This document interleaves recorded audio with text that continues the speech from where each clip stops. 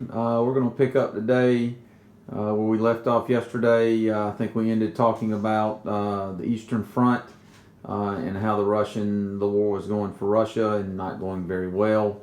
But remember, one of the key things that they were doing were tying up German forces and units so they would be, they would not be on the Western Front fighting. So the seas. The British had been dominating the seas for a very long time. The seas were incredibly important for Britain just simply because they're an island. But they were determined to keep the Germans from invading Great Britain, their mainland, and keeping war materials from reaching their enemies by the sea. So at the beginning of the war, Britain blockaded all the ports under German control. And the British also stopped ships that were suspected of carrying contraband. And contraband, the term just means prohibited goods.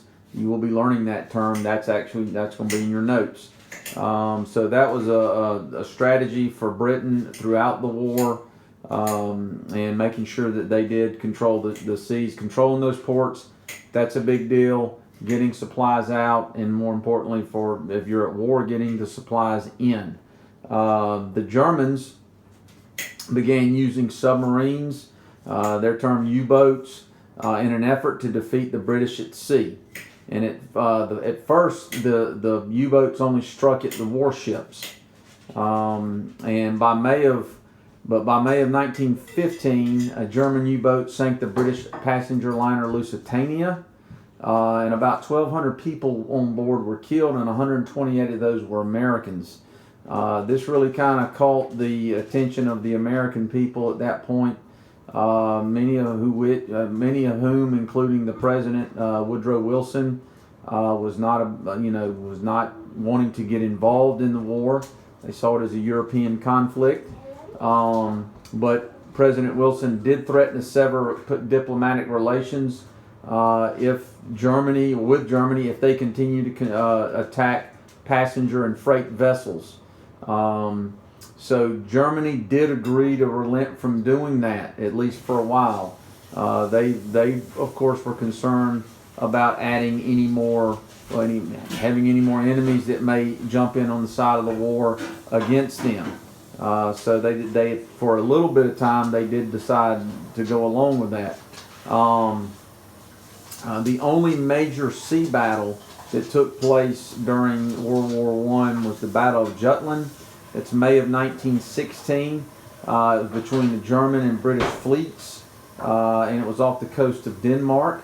This was a major battle. A lot of battleships were involved in this. However, the battle was there was no conclusive winner.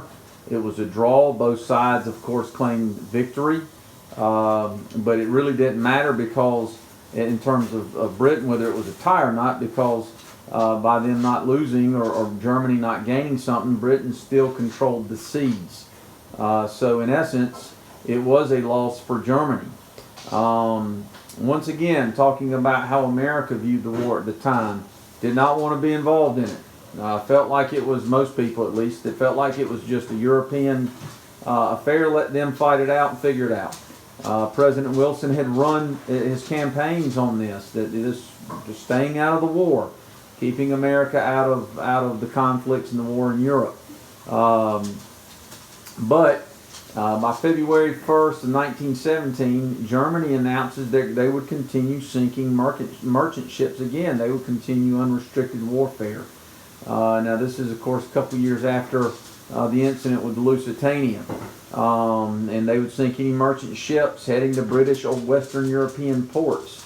And President Wilson responded by breaking off diplomatic ties. By this point, the Germans, I guess, were getting desperate, especially in terms of on the sea, wanting to cut off supplies. The heading in your notes, the Zimmermann Telegraph. Arthur Zimmermann, he was the German foreign minister. And he sent a message to his ambassador in Mexico, and it got out in one of the American newspapers. This is March of 1917. All right, so now there's starting to be some noticeable bad blood toward Germany and the United States and concern about them. But this telegraph promises, in return for Mexican support, they're asking for Mexico to support Germany in the war. Now, Mexico, of course, is right at our southern border. And if they did, Germany would help Mexico take the territories of New Mexico, Arizona, and Texas from the U.S. We talked about how those territories became states in the United States, but they promised this. This telegraph, once again, got out into the press, and the American people and, of course, their leaders were outraged by this. And the Germans, in that time frame, would also go on to sink 4 American merchant ships. All this time frame we're talking about, so that this sort of lit the fuse for the United States getting in the war. So on April 2nd, 1917, President Wilson asked Congress for a declaration of war, calling on America's, and it's in quotation, to make the world safe for democracy. That was his famous line. But remember, a president has to ask Congress for a declaration of war. Presidents don't declare war, but the Congress did give it to them. Okay, and that's how the United States got into World War I. The American military intervention and financial aid led to a victory for the Allies. I mean, it sort of tipped the scales, as it is. America is coming in latter part of the war, 1917. The war ends 1918. But you'll need to know the date, November 11th of 1918, when the armistice was signed, on the 11th day of the 11th month at the 11th hour. We'll talk a little bit about that in our review, because I missed that part in your notes, but I want to make sure you have that.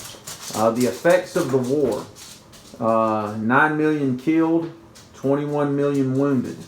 Russia, for them, their czar is executed, and the country goes through the Bolshevik Revolution. These are sections later on in your book. And after a bloody civil war, Vladimir Lenin and the Bolsheviks take control of the country, imposing communism on the people. And ultimately, not too many years after that, a man named Joseph Stalin takes over the country. It does not go. These are all bad results for Russia in cost of lives. I mean, these are things we'll talk about later, but it did not end up well for Russia. The Treaty of Versailles. The Germans had to accept blame for causing the war and had to pay massive reparations for Allied war costs and damages. The Germans also had territory taken from them, along with heavy restrictions put on their military. They were restricted on the size of the military they were allowed to have. This caused Germans to feel humiliated and in a deep sense of resentment toward the Treaty of Versailles. President Wilson argued against these actions being so harsh against Germany.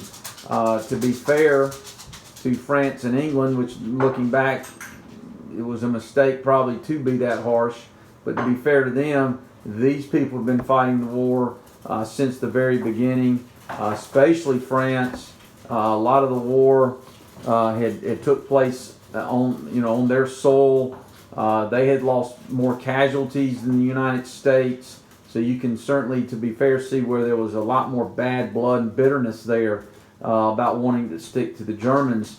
But this helped plant the seeds for World War II, and that's what you'll need to know. That's going to end our section. The notes of these last couple days that we've gone over, that information is what you'll be testing on Friday.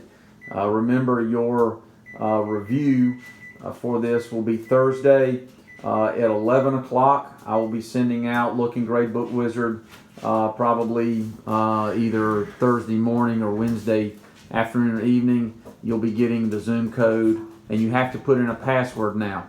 Remember, there was a number of issues with Zoom last week on a couple of our reviews. Some people could get in, some people could not. I'm sure Zoom's probably being overwhelmed with everything that's going on. I will probably put in some alternate information where you can contact or at least shoot me a text if you can't get in, you're trying to get in, and we'll do what we need to do to make sure you get a review if you're wanting one. So please keep that in mind, and we'll talk to you then.